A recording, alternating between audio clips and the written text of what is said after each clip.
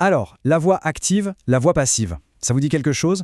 C'est un de ces points de grammaire français qui peut paraître un peu abstrait, mais en réalité, c'est super logique. Aujourd'hui, on va démystifier tout ça ensemble. On va voir comment, juste en changeant de perspective, on peut donner une couleur totalement différente à une phrase. Allez, c'est parti. Ok, alors pour y voir clair, voilà le plan. D'abord, on va se poser la question fondamentale. Agir ou subir? Ensuite, on va découvrir la règle d'or, celle du COD, sans laquelle rien n'est possible. Après ça, on s'attaque à la fameuse transformation en X. Vous allez voir, c'est très visuel. On parlera aussi du petit piège à éviter avec la conjugaison. Et pour finir, je vous donnerai une super astuce avec le pronom on. Simple, non? Bon, première étape, agir ou subir. En fait, c'est ça, le cœur du sujet. Tout est une question de point de vue. Il faut juste se demander, est-ce que le sujet de la phrase est celui qui fait l'action ou au contraire, est-ce qu'il ne fait que la recevoir, la subir? C'est vraiment la question à se poser à chaque fois. Pour visualiser ça, c'est facile. Pensez-y comme ça. Dans la voix active, le sujet, c'est le héros. C'est lui qui est aux commandes, c'est lui qui fait l'action. À l'inverse, dans la voix passive, le sujet, il est un peu paresseux, comme on le voit ici. Il ne bouge pas, il se laisse faire, il subit l'action. Regardez cet exemple, c'est un classique mais il est parfait. Le chat mange la souris. Qui est le héros ici? Le chat, bien sûr, c'est lui qui fait toute l'action.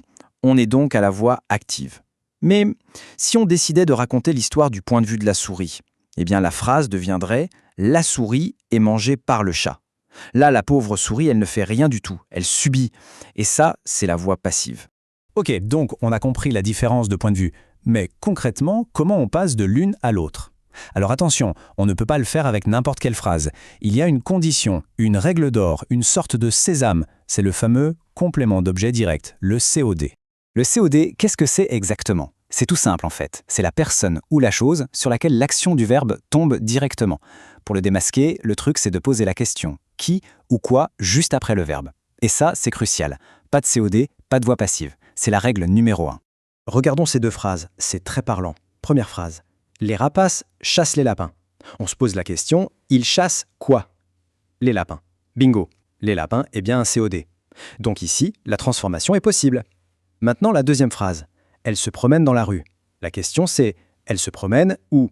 Dans la rue. Ah, ça répond à la question où, pas quoi. Ce n'est donc pas un COD, c'est un complément de lieu.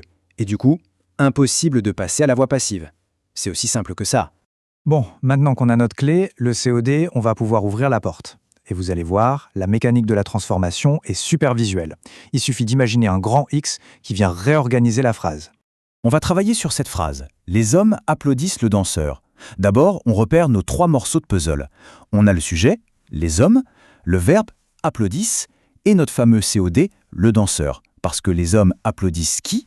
Le danseur. Parfait. Alors comment fonctionne ce X? C'est en 3 temps. Premièrement, notre COD, le danseur, il prend la première place et devient le nouveau sujet. Deuxièmement, l'ancien sujet, les hommes, il fait le chemin inverse. Il part tout à la fin de la phrase. Il devient ce qu'on appelle un complément d'agent, et on le fait précéder du petit mot par. Et enfin, troisième étape, le verbe.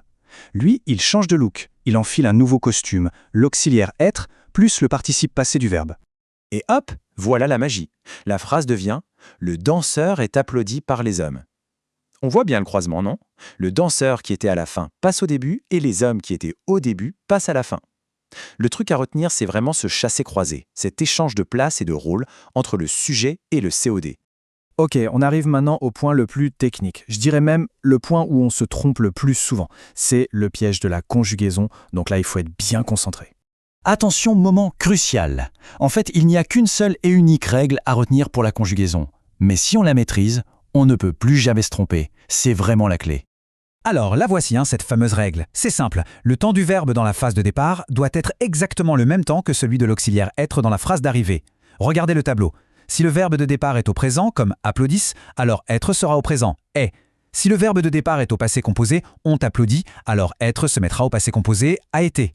Et ça marche pour tous les temps. Imparfait, futur, c'est un miroir en quelque sorte.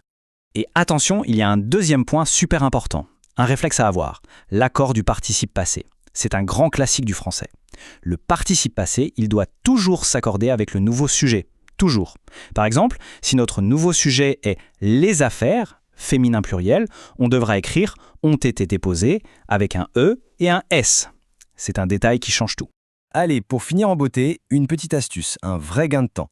Ça concerne un cas très fréquent en français, les phrases où le sujet est le pronom « on ». Regardez la différence, c'est flagrant. La phrase de départ à la voix active, c'est « on a déposé les affaires ». Quand on la passe à la voix passive, ça donne « les affaires ont été déposées ». Et c'est tout. C'est plus court, plus direct, plus élégant, non? La règle est donc super simple. Quand le sujet de départ c'est « on », eh bien, il disparaît. Il s'évapore dans la transformation. On n'a pas besoin de le remplacer. Surtout, ne jamais écrire par « on ». Ça, c'est une faute. Le « on » disparaît et ça nous simplifie la vie.